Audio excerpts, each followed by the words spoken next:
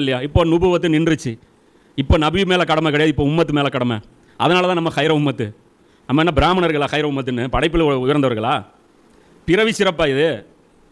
ஹைர உம்மத்து எப்படி? நம்ம நபிமார்களுக்கு எது கடமையோ இன்றைக்கி நமக்கு அது கடமை. நபி ஸல்லல்லாஹு அலைஹி வஸல்லம் அவங்க சொல்கிறாங்க, நீங்களும் அனுப்பப்பட்டுள்ளீர்கள்ங்கிறாங்க. அப்போ நாம் வேற, ரசூல்லாவுடைய கடமைகள் வேற கிடையாது. ரசூல்லாவுக்கு எது எல்லாம் கடமையோ அதெல்லாம் நம்ம மீதும் கடமை. அப்போ நினச்சி பாருங்கள், நம்முடைய ஒர்க்கையுடைய நேச்சர் என்ன? நான் வந்து ஒரு மெக்கானிக்கு ப்ளஸ் அல்லாவுடைய தூதருடைய தூதராகவும் செயல்படணும்.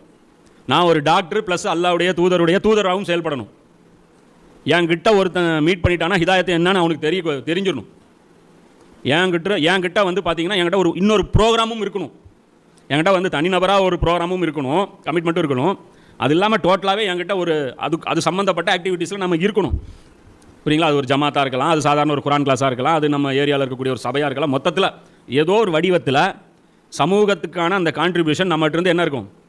இருந்துக்கிட்டே இருக்கணும். அப்போ இந்த தூதுத்துவம், இந்த நபிமார்கள் நிறுத்தப்பட்டுருச்சு பாருங்கள். இதில் வந்து நம்ம வந்து அந்த இடத்துல வந்து அந்த ரோல் ப்ளே பண்ணணும். இது வந்து துனியாவுடைய எக்ஸாம்.